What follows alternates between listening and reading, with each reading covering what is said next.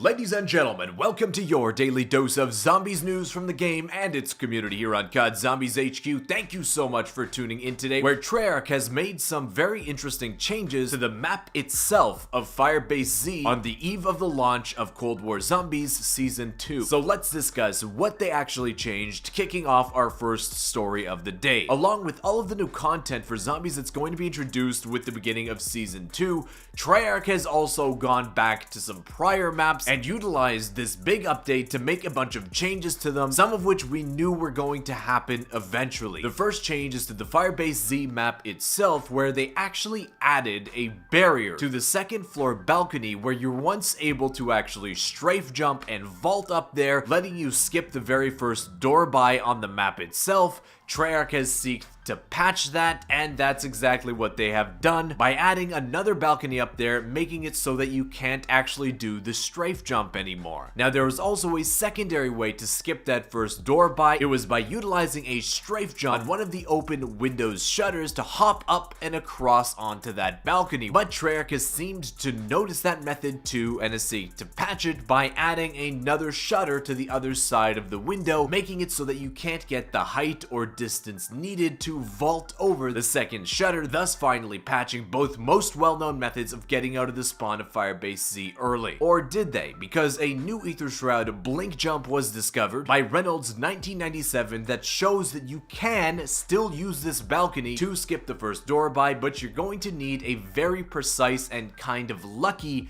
Ether Shroud blink jump in order to actually blink over to the balcony when you're not supposed to. The problem is, of course, unlike the other strafe jumping methods where you can try it as many times as you like over and over until you eventually got it, this time you basically have one shot with an Ether Shroud blink jump to get it, and if you don't, it's probably high time to cut your losses and just end up buying that first door by. Treyarch also ended up changing another small thing in the spawn of Firebase Z, where they seem to add a little bit of debris along this ledge here just to the left of the balcony we were talking about earlier. Both players and zombies were getting stuck on this ledge prior to this update, so they basically fixed that by making it a slope rather than just a straight up ledge, meaning you can just walk up it normally rather than actually having to vault over it like you would have before. Next up, it was noticed by this 2x4 skeleton over on the COD Zombies Reddit that the actual trial system for Firebase Z has been updated, where now, along with any other rewards you might receive, like power-ups, perks, or even a weapon, it will also reward you with points or essence drops, thus giving you a little bit more incentive of actually trying to use the trial system on Firebase Z and maybe help recoup some of the actual costs of initiating the trial for whoever's the baller that always does that in co-op games. But next up, before we continue with an official Treyarch statement about some of the updates and additions with this new update, there is a huge bug that was recently found within the COD Zombies mode that has to do with any actual weapon in the game that might hurt yourself when you're using it, like any explosive weapon, RPG, M79,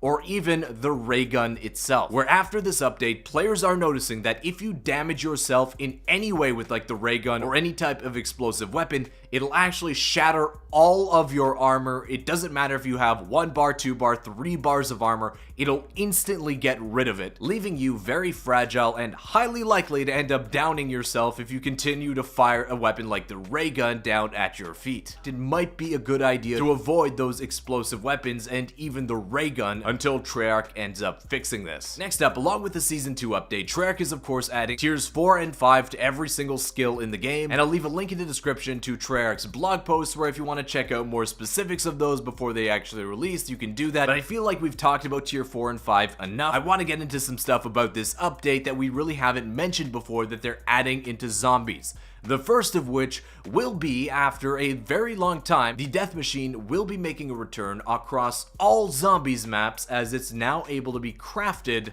as a support weapon at the crafting table. So definitely a welcome addition to the zombies mode, expanding our abilities of things we can actually craft and just different options. The Death Machine obviously is not quite as good as something like a cruise missile or a chopper gunner, as those will kind of get you out of sticky situations when you use them. If you think you're about to get cornered, you can pop a chopper gunner or a cruise missile and not have to worry about going down. With the Death Machine, you still have that worry, but if you can take out the zombies around you all that much more quickly, it becomes a lot less difficult. Next up, Treyarch says that they've added new in-game intel across Outbreak and Onslaught, so there's a lot of new story information that's going to be added with this update, a lot of which has actually been found already, where some of the bangers from those intel drops include direct references that the next Zombies map will in fact be set in East Berlin. But I think there's another time and place to go into that in more detail. Next up, along with the addition of the Outbreak mode, Treyarch is including a little bit of a new kind of secret, unexpected game mode, where they added the ability to play Dead Ops Arcade exclusively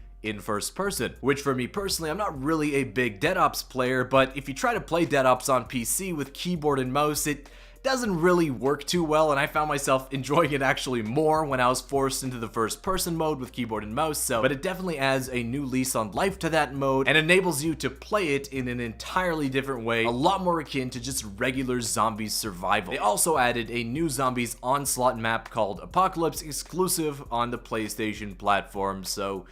yeah. Next up, Treyarch justified the spawn skips that they fixed on Firebase Z by saying that they closed various exploits where players were able to reach unintended locations. So again, we knew Treyarch was probably looking to change it, and here they do confirm that they do not want players skipping that first door, no matter what, apparently unless you have an Ether Shroud blink jump now. Amongst some other fixes, some more interesting ones, is where they addressed an issue where the Orda boss's health bar was not showing when in the chopper gunner. I've experienced that in a prior gameplay where you're firing at the Orda with the chopper gunner, but you don't really know how much damage is left to do to it, so Treyarch has now fixed that. They've also made some direct changes to the Reiki, the wonder weapon on Firebase Z, where they said that they've reduced the fire delay when switching to the alternate fire mode, so you should be able to switch between the two modes of the Reiki a lot more quickly, which is a very good thing. And they also said that they've addressed an issue where the secondary attack, that's where you use the 10 ammo to fire the ball of power at your enemies, but there was an issue where that would not trigger when hitting manglers directly. Treyarch says they've now fixed that. Next up, Treyarch made a change to the main Easter egg of the map, which was 100% needed, as if you've played through the Firebase Z Easter egg with some of your buddies recently, you'll notice that the ending boss fight